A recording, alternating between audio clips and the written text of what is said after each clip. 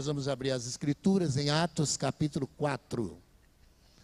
Atos capítulo 4.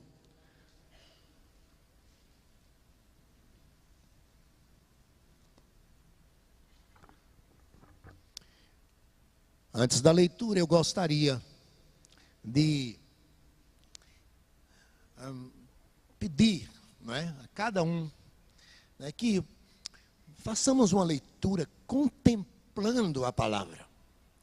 Tentando, a minha oração é que o Espírito Santo esteja trazendo esse texto ao nosso coração. Eu acho que talvez seja a quarta, quinta ou sexta vez que eu estou pregando só nesse texto que vou ler nesse momento. Já preguei em Itaguaçu, em Porto Alegre, em Vacaria, lá na Boa Vista, aqui uma vez. E quanto mais leio, mais me encanto com as Escrituras de Atos. A ação do Espírito Santo na vida da igreja. Que não leamos de uma forma meramente racional para ter conhecimento dos fatos que já conhecemos, pois temos lido a Bíblia muitas vezes. Mas que seja, como diz o hino, enquanto ao Salvador teu livro eu ler, meus olhos vêm abrir, pois quero ver além da mera letra. São verdades para a gente ler de forma adorativa, enquanto lemos o nosso coração adorando ao Senhor por essas verdades tão gloriosas. Atos, capítulo 4, vamos ler os versos de 1 até 22. Diz assim as Sagradas Escrituras: falava eles ainda ao povo, quando sobrevieram os sacerdotes, o capitão do templo e os saduceus, ressentidos por ensinarem eles o povo e anunciarem em Jesus a ressurreição dentre os mortos. E os prenderam, recolhendo-os no cárcere até o dia seguinte, pois já era tarde. Muitos, porém, dos que ouviram a palavra, a aceitaram, subindo o número de homens a quase 5.000. No dia seguinte, reuniram-se em Jerusalém as autoridades, os anciãos, os escribas, com o sumo sacerdote Anás, Caifás, João, Alexandre, e todos os que eram da linhagem do sumo sacerdote. E, pondo-os perante eles, os arguíram: com que poder, ou em nome de quem, fizestes isto? Então, Pedro, cheio do Espírito Santo, lhes disse: autoridades do povo e anciãos, visto que hoje somos interrogados a propósito do benefício feito a um homem enfermo e do modo por que foi curado, tomai conhecimento, vós todos e todo o povo de Israel, de que em nome de Jesus Cristo, o Nazareno, a quem vós crucificastes e a quem Deus ressuscitou dentre os mortos, sim, em seu nome é que esse está curado perante vós. Este Jesus é pedra rejeitada por vós, os construtores, a qual se tornou a pedra angular. E não há salvação em nenhum outro, porque abaixo do céu não existe nenhum outro nome dado entre os homens, pelo qual importa que sejamos salvos. Ao verem a intrepidez de Pedro e João, sabendo que eram homens iletrados e incultos, admiraram-se e reconheceram que havia ele estado com Jesus. Vendo com eles o homem que fora curado, nada tinham que dizer em contrário. E mandando-o sair do sinédrio, consultavam entre si, dizendo: que faremos com estes homens? Pois na verdade é manifesto a todos os habitantes de Jerusalém que um sinal notório foi feito por eles, e não o podemos negar. Mas, para que não haja maior divulgação entre o povo, ameacemo-los para não mais falarem neste nome a quem quer que seja. Chamando-os, ordenaram-lhe que absolutamente não falassem, nem ensinassem em nome de Jesus. Mas Pedro e João lhes responderam: julgai se é justo diante de Deus ouvir-vos antes a vós outros do que a Deus, pois não podemos deixar de falar das coisas que vimos e ouvimos. Depois, ameaçando-os mais ainda, os soltaram, não tendo achado como os castigar, por causa do povo, porque todos glorificavam a Deus pelo que acontecera. Ora, tinha mais de 40 anos aquele em quem se operara esta cura milagrosa. Deixa a Bíblia aberta no texto aí. Vamos contemplar as Escrituras. Essa é uma parte das Escrituras muito especial. O livro de Atos, ele fala sobre a inauguração, sobre o princípio da igreja cristã. Então, é por demais importante, a igreja cristã, o cristianismo começa aqui, em especial no dia de Pentecostes, quando o Espírito Santo é derramado.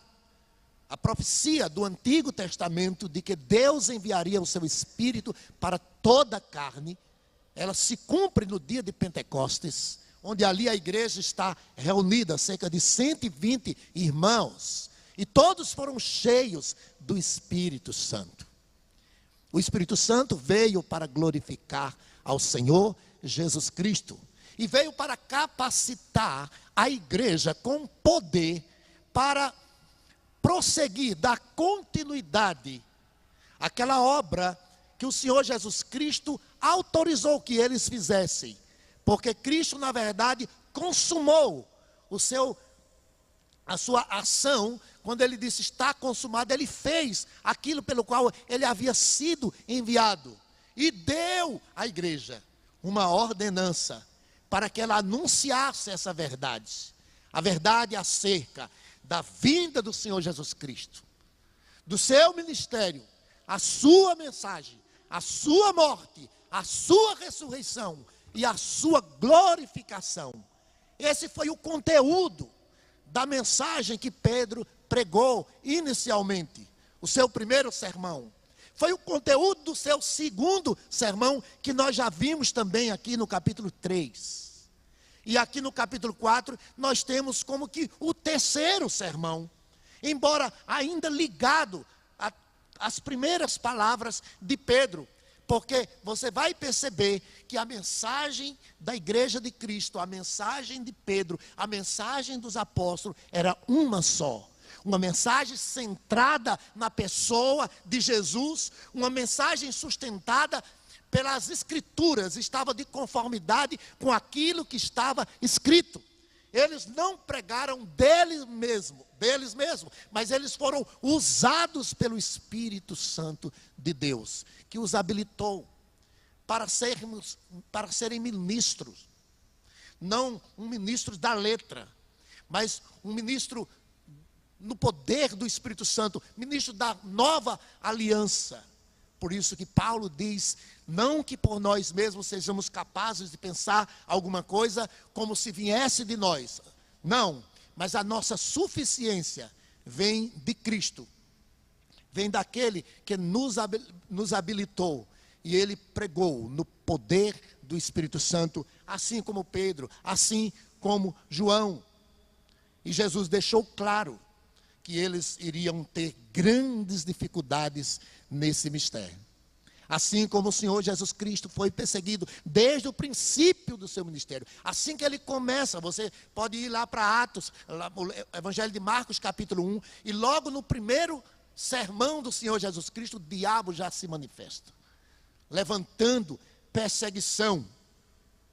Essa parte das escrituras que nós lemos, ela está no contexto da cura de um homem paralítico. E aquele homem recebeu aquela graça e foi ao templo para louvar, para glorificar a Deus. A obra que Cristo iniciara na vida daquele homem, que a partir de então vai se unir a Pedro e a João. Ele está lá no capítulo 3 quando é curado, no 4 ele está com os dois quando são presos. Sinais indicadores que ele também passou a seguir o Senhor Jesus Cristo, como disse outrora. Não adiantaria nada ele ser curado, ter toda a saúde para morrer e para o inferno. Aquele homem certamente conheceu o poder do nome do Senhor Jesus Cristo em toda a sua dimensão. Não apenas para curar fisicamente, mas para curar espiritualmente, que é o maior problema do homem. Isso lembra, em outra ocasião, quando o Senhor Jesus Cristo estava numa casa, e a Bíblia diz que a casa se encheu de pessoas. E não podia entrar ninguém lá, naquela casa, onde o Senhor Jesus Cristo se encontrava. E havia um homem ali naquela região que era paralítico. 4 amigos seus o levaram até o local onde o Senhor Jesus Cristo se encontrava. Não podendo entrar na casa porque a porta estava abarrotada de pessoas.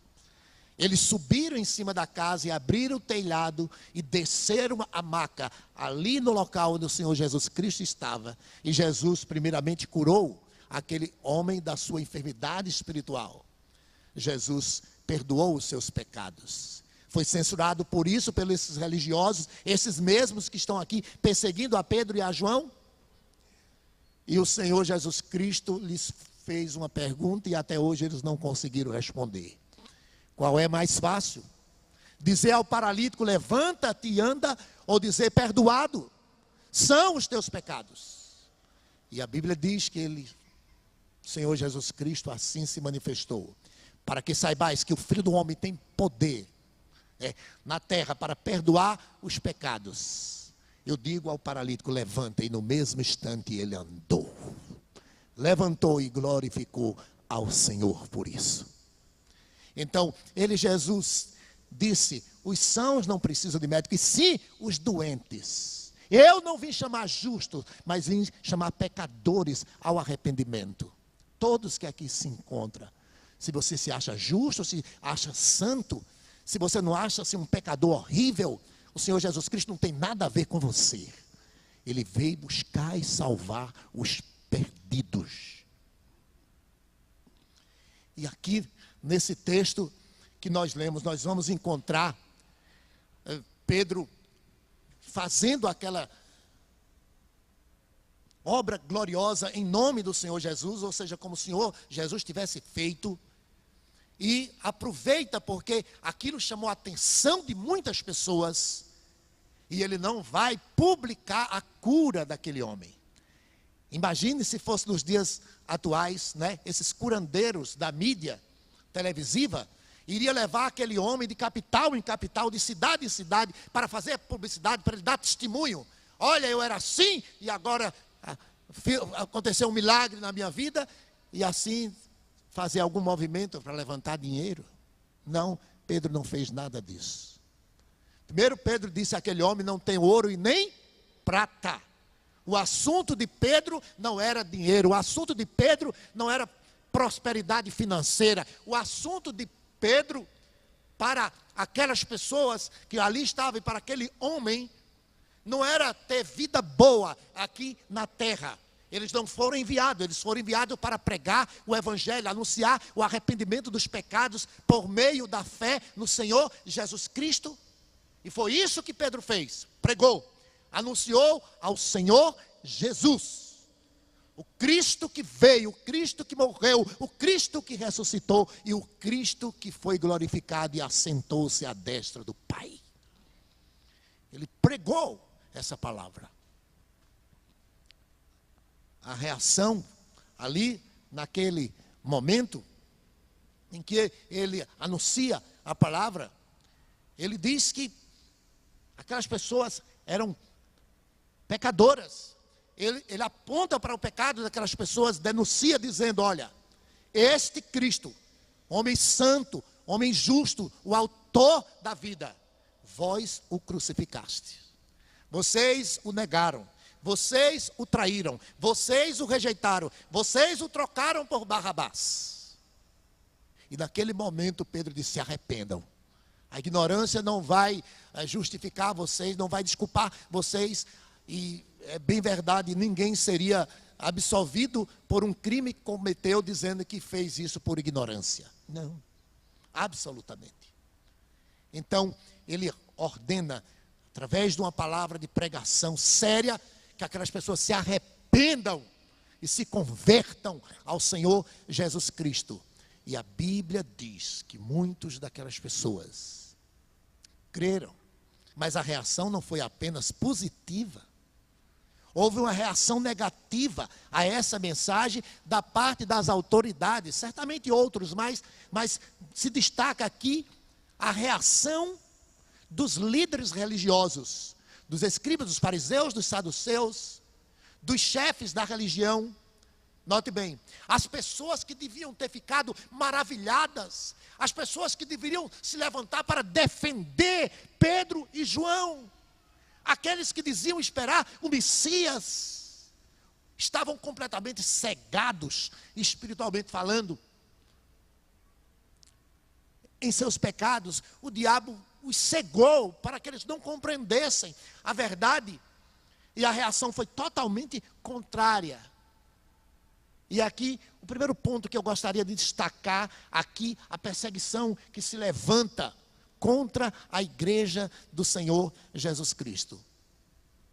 A perseguição contra a igreja. Veja o versículo 1, diz: falava eles ainda ao povo, quando sobrevieram os sacerdotes, o capitão do templo e os saduceus, ressentidos, por ensinarem eles ao povo e anunciarem em Jesus a ressurreição dentre os mortos. Então, quando Pedro termina de pregar, onde ele anuncia, note bem, o pecado de todas aquelas pessoas, onde ele anuncia a Cristo Jesus como esperança de salvação para aquelas pessoas, a reação que vem é de perseguição. E eu quero começar com isso aqui, porque o mesmo fato que acontece no capítulo 2, no capítulo 3, vai acontecer aqui no capítulo 4. Mas eu quero iniciar com essa questão da perseguição que se levanta. A Bíblia diz que eles ficaram ressentidos diante da mensagem mais gloriosa, note bem, diante da mensagem mais abençoadora, diante da mensagem mais cheia de amor, diante da mensagem mais gloriosa, da manifestação da bondade de Deus para com os homens. Esses religiosos ficam irados, ficam cheios de ódio, ficam ressentidos, ficam amargurados, ficam vermelhos de raiva contra Pedro e João, porque estavam anunciando a Jesus, estavam anunciando a ressurreição. Entre eles os saduceus estavam ali. Eles não criam na ressurreição. Eles se levantam e prendem os apóstolos. Olha aí o versículo, o que é que diz o versículo 3? E os prenderam, recolhendo-os no cárcere até o dia seguinte, pois já era tarde, e muitos os que ouviram a palavra aceitaram, subindo o número de homens a quase 5.000.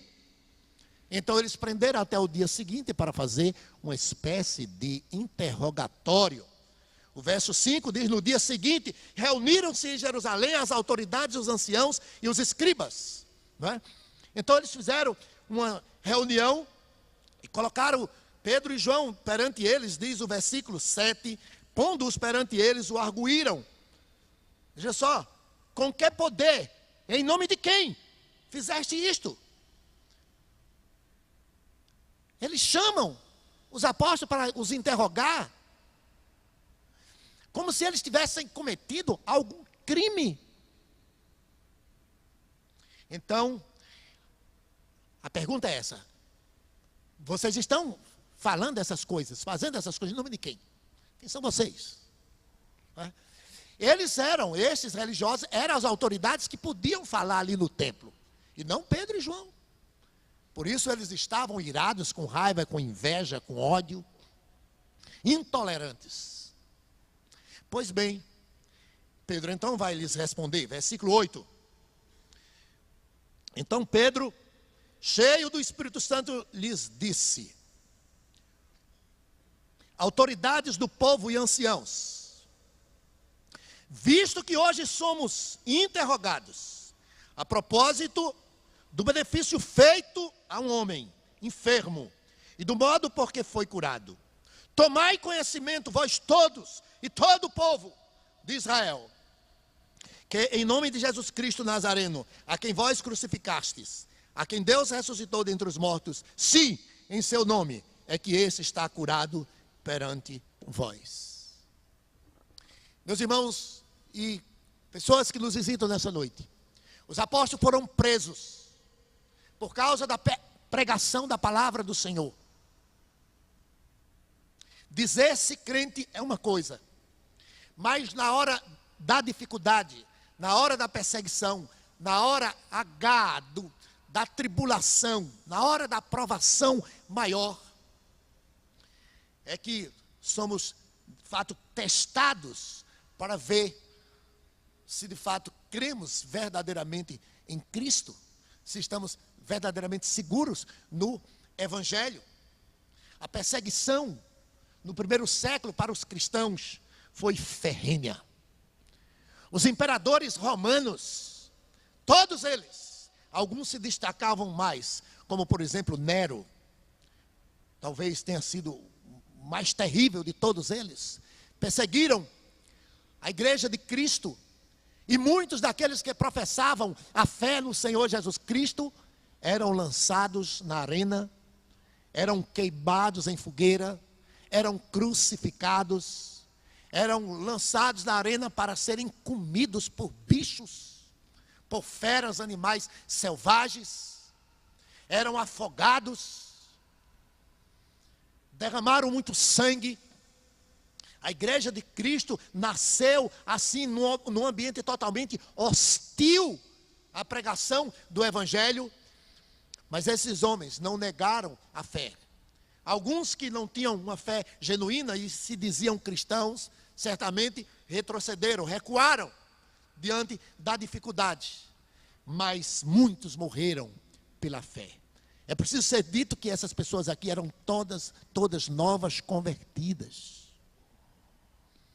A igreja tinha nascido há poucos dias, talvez aqui há poucos meses, nessa parte das Escrituras, mas já estava amargando, já estava sofrendo tremenda perseguição. E Pedro, que agora está sendo interrogado, você pode contemplar a diferença do homem quando ele está cheio da glória de Deus, cheio do Espírito Santo de Deus. Há poucos dias antes da crucificação do Senhor Jesus Cristo, aliás, no período da crucificação de Cristo, ele já estava preso. Esse mesmo Pedro foi interrogado por uma simples criada, uma mulher que lhe perguntou, que afirmou que ele era um dos discípulos de Cristo. E todos conhecemos qual foi a resposta de Pedro. Ele negou, não confessou, não reconheceu naquele momento que conhecia a Cristo. Agora ele está diante de autoridades que podiam lhe prender, autoridades que poderiam lhe encaminhar à morte. Mas ele ousadamente se levanta para falar em nome do Senhor. A igreja sofreu. Esse mesmo Pedro, a história vai registrar que ele foi martirizado em uma morte de cruz. E assim a igreja caminhou. Muitos eram como se fossem encostados na parede para negarem a fé. e declararem que César é o Senhor. César era um título dos imperadores romanos. Mas quem dizia Jesus Cristo é o Senhor, pagava com a morte. Muitos morreram pela fé. Nos dias atuais, tem muita perseguição. E há quem diga que a igreja cristã, o cristianismo, é a religião mais perseguida na face da terra. Há informações de que existe atualmente 100 milhões de cristãos no mundo sofrendo perseguição. 100 milhões. Note bem, é perseguição a esse estilo aqui. Eu não estou falando daquelas perseguições que acontecem no dia a dia com todo cristão, de certa forma. E que também não é fácil. Mas eu quero dizer que existem muitos cristãos no mundo afora, né, padecendo, sofrendo terrivelmente. E recentemente, até mesmo a Rede Globo de televisão, né, passou na mídia, eu creio que muitos de vocês foram informados, de um grupo de cristãos sendo decapitados numa praia, né, à beira-mar. A princípio, pensávamos que era uma notícia faca, era uma notícia falsa. Eu mesmo não dei crédito nos primeiros momentos, mas somente depois de várias investigações sendo feitas, e a própria mídia, que é inimiga de Cristo, em especial a que prevalece aqui em nosso país, ela tem ódio dos evangélicos, Rede Globo de televisão, mas até lá se passou essa cena, né? E certamente foi tirado do ar no momento em que aquelas cabeças eram arrancadas, mas foi um banho de sangue. Todos nós conhecemos algum tipo de perseguição à nossa fé, né? No campo das ideias, principalmente os estudantes nas escolas, nas faculdades, têm sofrido, porque a fé em Cristo tem sido atacada diariamente. Às vezes, as pessoas que nos perseguem são os nossos próprios familiares, que têm preconceito com a fé em Cristo, com o Evangelho, são intolerantes, não admitem, são muito apegados às suas tradições, nessa eu nasci, nessa eu vou morrer, e essas pessoas se manifestam, e muitas vezes são os nossos amigos, são conhecidos, são vizinhos, às vezes colegas de trabalho. De várias maneiras, a perseguição, ela acontece na contemporaneidade de forma muito sutil, de várias maneiras tentando nos afastar da fé no Senhor Jesus Cristo. Há quem diga que era melhor que a perseguição fosse como era aqui, nesse tempo. Seria mais fácil para despertamento da igreja, seria essa perseguição que acontece de forma velada, de forma sutil, disfarçada, ela tem conduzido muitas pessoas arruídas, muitos têm apostatado da fé. Fala-se muito de jovens que vão para a faculdade, vão para a universidade e chegam lá, com pouco tempo, eles se afastam, se desviam. Como é sutil, traiçoeira a perseguição nos dias atuais. Por isso disse alguém, era melhor que fosse como antes. Que logo você definia, logo você saberia. O Senhor Jesus Cristo, em Mateus capítulo 10, você pode conferir lá na sua Bíblia, Mateus capítulo 10.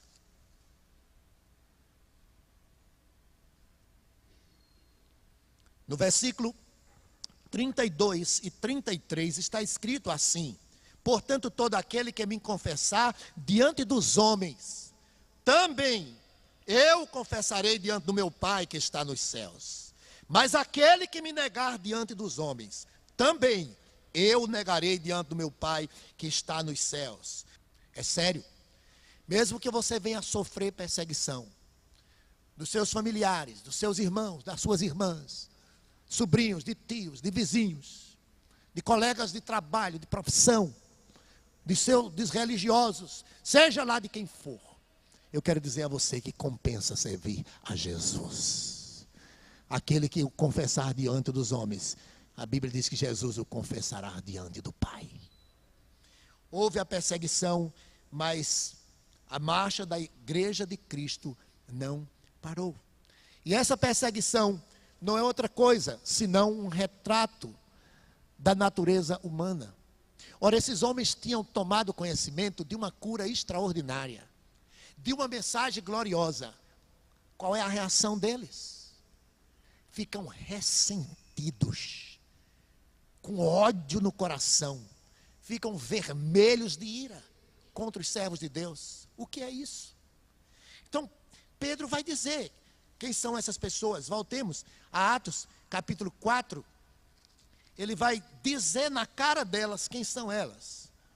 Versículo 10. Tomai conhecimento, vós todos, e todo o povo de Israel, de que em nome de Jesus Cristo Nazareno, a quem vós crucificastes. Sabe o que ele está dizendo aqui? Vocês são assassinos. Vocês mataram o Filho de Deus. Ele está expondo o coração daquelas pessoas, é por isso que odiaram. Odiaram porque quando o homem se aproxima de Cristo, quando ele se aproxima da luz, as trevas se manifestam. Porque não pode haver harmonia entre luz e trevas. Aquelas pessoas estavam sendo confrontadas com a mensagem do Evangelho, que estava declarando, estava expondo os seus corações. Ou seja, aquelas pessoas eram pecadoras. A palavra do Senhor vai dizer que da mesma forma nós agimos, porque embora tenha sido um plano divino, Jesus ter vindo a este mundo para morrer por nossos pecados, né? Foram eles, os nossos pecados, que conduziram o Senhor Jesus Cristo à cruz. A Bíblia diz que nós deveríamos ser condenados, pois o salário do pecado é a morte, mas Ele tomou o nosso lugar lá naquela cruz, porque somos pecadores. A Bíblia diz em Romanos 3:23 que todos pecaram e destituídos estão da glória de Deus. Jesus Cristo, certa feita, deixou claro essa verdade, quando os homens queriam atirar pedra numa mulher, queriam matá-la, queriam apedrejá-la, e Jesus Cristo disse: aquele dentre vós que não tiver pecado, atire a primeira pedra. E a Bíblia diz que nenhum se levantou para tirar a pedra, porque na verdade diante de Deus não há um justo sequer, todos pecaram. O apóstolo Paulo diz que Ele nos deu vida, o Senhor Jesus Cristo, quando nós estávamos mortos em nossos delitos e pecados. Então, todos são pecadores. E por isso, esses homens, quando as suas vidas estavam sendo ali descobertas pelo Evangelho, que mostra a real situação do coração humano, que é de depravação total, eles se manifestam contra. Não aceitam, porque eles se admitiam como justos diante de Deus. Jesus Cristo até conta uma parábola quando um religioso vai ao templo para orar, e lá no templo ele se gloria da sua própria justiça, justiça que não tinha, mas ele diz: graças te dou, ó Pai, porque não sou como os demais homens, faço isso, faço aquilo, se justificando diante de Deus.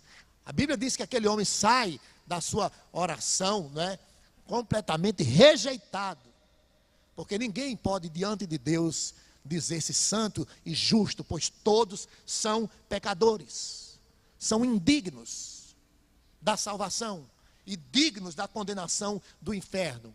Mas até para estes homens, estes aqui, que literalmente foram usados para pedirem a morte de Cristo, para promoverem a morte do Senhor Jesus Cristo, até para esses assassinos malignos, há esperança. Olha o que Pedro diz. Essa é a terceira coisa que eu gostaria de colocar. A segunda coisa, a primeira é que houve perseguição, mas aqui, a segunda é que eles estavam em pecado, mas agora Pedro vai dar uma palavra de esperança. Porque o evangelho não é só para mostrar a doença, mas é para mostrar a cura também. Olha aqui, versículo 11. Este Jesus, pedra rejeitada por vós, os construtores, o qual se tornou a pedra angular, e não há salvação em nenhum outro. E não há salvação em nenhum outro. Porque abaixo do céu não existe nenhum outro nome dado entre os homens, pelo qual importa que sejamos salvos. Que versículo extraordinário. O nome de Jesus. Portanto, a mensagem de Pedro, ela está centrada aqui, no Cristo que foi morto, no Cristo que ressuscitou, no Cristo que foi glorificado, no nome que está acima de todos os nomes. Quando ele está dizendo, olha, o nome de Jesus é neste nome que há salvação. O mesmo nome que levantou o coxo, o mesmo nome que levantou aquele paralítico, é o nome que salva. A palavra cura e a palavra salvação estão totalmente ligadas nas Escrituras. São sinônimas. Por isso Jesus é chamado de médico dos médicos. Por isso ele diz que os sãos não precisam de médico, e sim os doentes. E ele está se referindo primordialmente à doença que conduz à condenação, que é o pecado. E ele está dizendo que há salvação no nome do Senhor Jesus Cristo. E ele está dizendo, em nenhum outro. Só Cristo. Foi um dos lemas da reforma protestante. Quando numa época em que a igreja estava, encharcada numa lama, em densas trevas, espiritualmente falando, quando se pregava a salvação através das boas obras, através das penitências, através da compra das indulgências, na época, no final da Idade Média, era de escuridão total, estavam todos perdidos. Onde a igreja se arvorava como mediadora entre Deus e os homens, onde a crença num tal purgatório era proclamada, e as pessoas podiam se livrar da condenação do fogo, do purgatório, do fogo da condenação, melhor dizendo, indo para o purgatório e lá purgando os seus pecados. E se as pessoas pagassem, ofertassem à igreja, elas tinham direito de suas almas saltarem do purgatório para o céu. Deus abriu os olhos de vários servos dele por esta época, entre esses Martinho Lutero. Quando ele pôs seus olhos em Romanos, em especial, Romanos capítulo 1, Romanos capítulo 3, Romanos capítulo 5, os primeiros livros da carta de Paulo aos Romanos, ele entendeu que o homem só pode se justificar diante de Deus pela fé no Senhor Jesus Cristo. Só em Jesus, não por meio de penitência, não por meio de obras, não por batismo, não por ofertas, não por meio de culto, não é religiosidade, não é ser de igreja que salva quem quer que seja, mas é no nome do Senhor Jesus Cristo, e somente a Ele deve ser dada toda a honra e toda a glória. Esses homens sabiam que só existe um Salvador. Eles conheciam as páginas do Antigo Testamento. Olha o que diz Isaías, por exemplo, Isaías 43. Isaías 43, versículo 11, está escrito assim: eu sou o Senhor, e fora de mim não há Salvador. Isso está nas páginas do Antigo Testamento. Eles sabiam disso. Vire a página para o capítulo 45. Isaías 45, verso 21. declarai e apresentai as vossas razões, que tomem conselho uns com os outros. Quem fez ouvir isto desde a antiguidade? Quem desde aquele tempo anunciou? Porventura não o fiz eu, o Senhor? Pois não há outro Deus senão eu, Deus justo e salvador, não há além de mim. Mas quando Pedro anunciou esta verdade, ao invés de se humilharem e acolherem a verdade em seus corações, rejeitaram. Pedro disse: não há salvação em nenhum outro. Portanto, não é em Pedro, não é em Paulo, não é em Maria, a mãe de Jesus. Não. Só existe um Salvador, e esse é o Senhor Jesus Cristo. Essa é a mensagem que Pedro prega para todas aquelas pessoas. E ele precisa pregar, porque o milagre não vai substituir a mensagem para a salvação. A fé não vem pelo ver. Muitas pessoas, milhares de pessoas, viram os milagres do Senhor Jesus Cristo e viraram as costas para Ele. E o prenderam e o crucificaram. Se milagre tivesse essa capacidade de levar os homens ao convencimento. Mas não tinha. Foi necessário pregar, pois a fé vem pelo ouvir e pelo ouvir da pregação da palavra de Cristo. E muitos ouviram essa mensagem e receberam, acolheram a mensagem em seus corações, se arrependeram e creram. Mas a maioria, né? A maioria rejeitou a mensagem do Senhor Jesus Cristo e levantaram perseguição. Eu queria concluir com uma palavra de aplicação nesse momento. Saibam todos que aqui estão que não é fácil seguir Jesus, mas é o mais fascinante projeto de vida. Aquele que nos dá a graça de perdoar os nossos pecados, Ele nos dá a graça de perseverar até o dia de Cristo Jesus. De sorte que a Bíblia diz que nós devemos nos alegrar diante das provações, porque é grande o nosso galardão lá nos céus. E devemos, portanto, meus amados irmãos, diante das dificuldades, diante das perseguições, anunciar a Cristo. Foi isso que os apóstolos fizeram. Anunciaram. Exaltaram o nome do Senhor Jesus Cristo. Não pregaram denominação, não pregaram justiça pessoal, não pregaram a si mesmo, não pregaram curas, milagres, não pregaram prosperidade financeira. Pregaram o arrependimento dos pecados por meio da fé no Senhor Jesus Cristo. Sofreram por causa disso, mas vale a pena sofrer por causa de Jesus. Esse mesmo Pedro vai dizer: aqueles que sofrem por amor a Cristo encomendam as suas almas ao fiel Criador, a Ele, o Senhor Jesus Cristo, e somente no nome dEle há salvação, somente no nome dEle há poder. Seja toda a honra e toda a glória. Amém.